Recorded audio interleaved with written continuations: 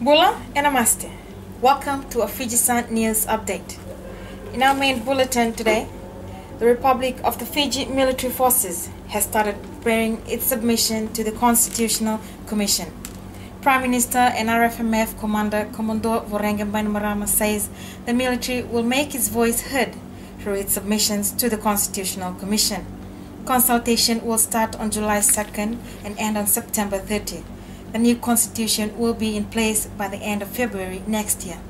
Also, Fiji Embassy in Abu Dhabi will be opened in August by Prime Minister Commodore Voreqe Bainimarama.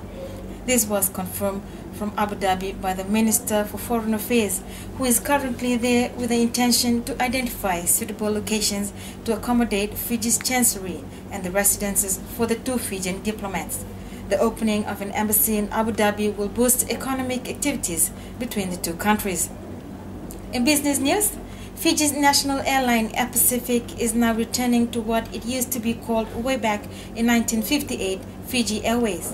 The historic name change was announced yesterday by Air Pacific Managing Director and Chief Executive Dave Fleer to an audience consisting of top private-public stakeholders. This branding exercise is in line with the government's agenda of utilizing and capitalizing on the Fijian brand and will see the airline closely aligned with its proud Fijian heritage.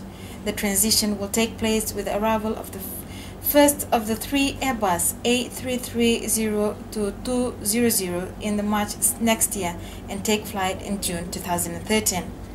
Finally, in sports, the Digital Fiji Sevens team defeated Samoa in a 38-15 match during the Marriott London Sevens in England to claim the tournament title. Captain Setefano Takau was a man of the hour after being named the player of the tournament and thanked the players for a job well done. The side earlier thumped tournament favourites New Zealand in the Cup semi-final 31-7. In the Cup quarter-final, the side were tied with host England 14-14 at full-time. But Aisake Cottonbow sealed the fate for the Englishman with a try at the death.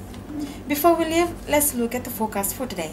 Fine morning with mostly sunny skies to begin with, cloudy increasing later this afternoon with some showers developing.